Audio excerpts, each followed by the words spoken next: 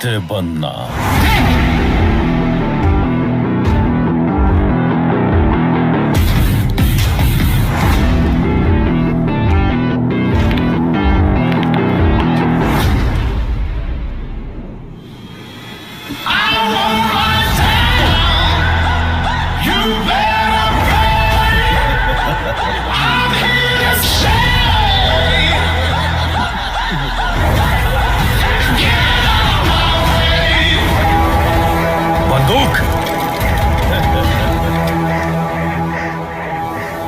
ರಾಕಿ ದುಬೈಗೆ ಹೋಗಿದ್ದು 2 ಕಾರಣಕ್ಕೆ.